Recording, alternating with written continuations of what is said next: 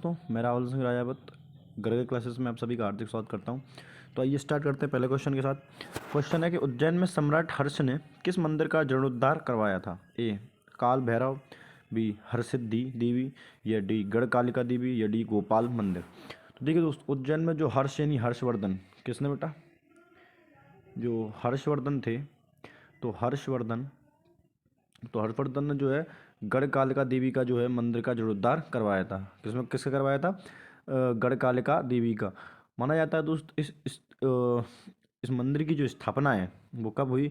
तो इस मंदिर की स्थापना पांडवों के समय हुई थी। कब हुई थी दोस्त? पांडवों के यानी महाभारत काल में। कब? महाभारत काल में जो है इस मंदिर की जो है स्थापना बताई जाती है। ठीक है ना दोस्त। चलिए अगले क्वेश्चन की बात करें।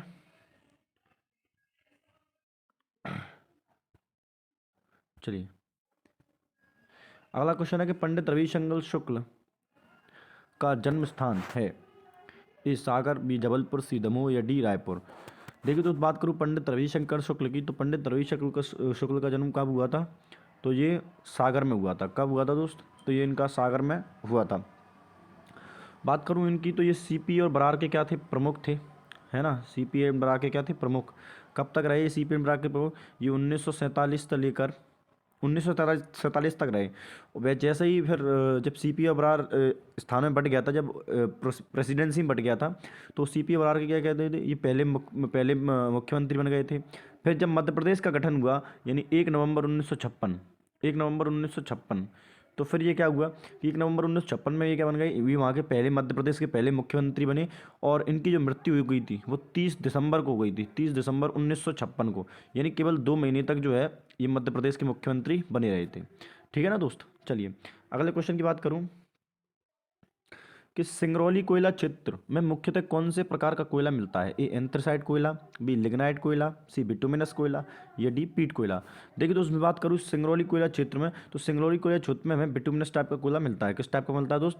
तो ये सिंगरौली कोयला क्षेत्र में बिटुमिनस टाइप का कोयला मिलता है। और मैं बता चुका हूँ इससे पहले वाली क्लास में कि कोयले के क्षेत्र में जो मध्य प्रदेश है ये तीसरे स्थान पर आता है। किस स्थान पर आता है? तीसरे स्थान पर। हीरे के उत्पादन में पहले पर, कॉपर और मैंगनीज के स्थान पर भी पहले पर है, और तुम्हारा रॉक फॉस्फाइड एवं कोयला चूना पत्थर के उसमें उत्पादन में तीसरे स्थान पर ये है।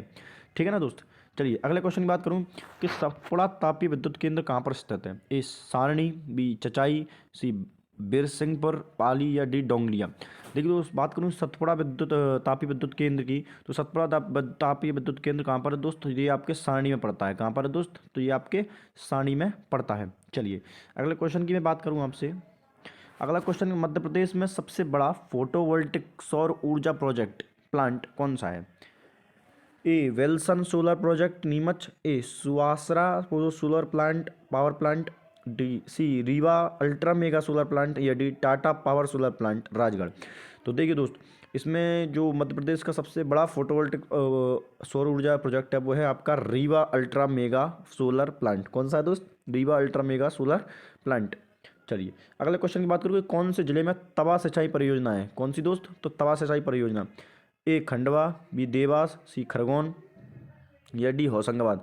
देखिए दोस्तों, मैं बात करूं तो तवा सिंचाई परियोजना आपके होशंगाबाद जिले के कहाँ पर पड़ती है? होशंगाबाद जिले के इटारसी में। इटारसी, होशंगाबाद जिले के इटारसी में उसके तवा नदी पर है। किस नदी पर है दोस्त? तो तवा नदी पर यह पड़ता है।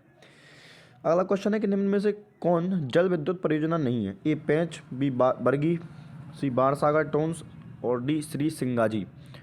तो देखिए दोस्त, बात करूं तो पेंच भी आपका जो है एक विद्युत परियोजना, जल विद्युत परियोजना है। बरगी भी है, बाणसागर भी है, बाणसागर सोन नदी पर है। लेकिन श्री सिंगाजी जो है दोस्त, ये आपका एक कोयला स्टेशन है। ये क्या है आपका? तो ये आपका एक कोयला स्टेशन है। ठीक है ना दोस्त। चलिए अगले क्वेश्चन की बात करूं मैं आपसे। अगला क्वेश्चन है कि प्रभाष जोशी पुरस्कार कौन सा पुरस्कार दोस्त? तो प्रभाष जोशी पुरस्कार किस खेल से संबंधित है? ए मलखम्ब, बी कबड्डी, सी खो खो, या डी तीरंदाजी। तो देखिए दोस्त, प्रभाष जोशी जो पुरस्कार है ये आपका मलखम्ब से संबंधित है।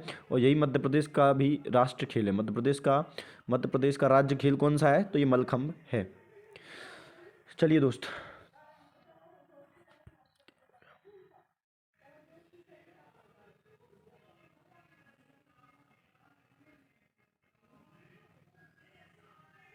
चलिए अगला क्वेश्चन है कि मलाज खंड निम्नलिखित में से किस खनिज के लिए प्रसिद्ध है? ए बॉक्साइट, बी तांबा, डी डोलोमाइट, डी चूना पत्थर। तो देखिए दोस्त, जो मलाज खंड है ये आपका तांबा के लिए प्रसिद्ध है। किसके लिए प्रसिद्ध है? तांबा के लिए। मैं बता चुका हूँ तांबे के उत्पादन में मध्य प्रदेश का पहला स्थान है, ठीक है ना। चलिए अगला क्वेश्चन है कि बाण सागर परियोजना किस नदी पर स्थित है? ए केन, बी बेतवा, सी सोन या डी धरसान। देखिए दोस्त, जो बाण सागर परियोजना है ये आपकी किस नदी पर है?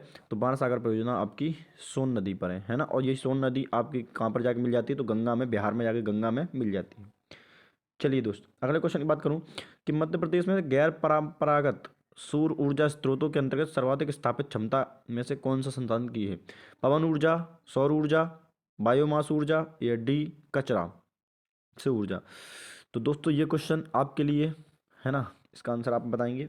अगला क्वेश्चन है कि मध्य प्रदेश में निम्नलिखित में किस साधन द्वारा सर्वाधिक सिंचाई होती है? ए नहरें, बी तालाब, सी कुएं ट्यूबवेल या डी अन्य साधन। तो दोस्तों मध्य प्रदेश में बात करूँ सर्वाधिक सिंचाई जो होती है ये आपके कुएं और ट्यूबवेल से होती है। किससे होती है? कुएं और ट्यूबवेल से होती है। ठीक है दोस्त, तो आज के लिए इतना रखते हैं, मिलते हैं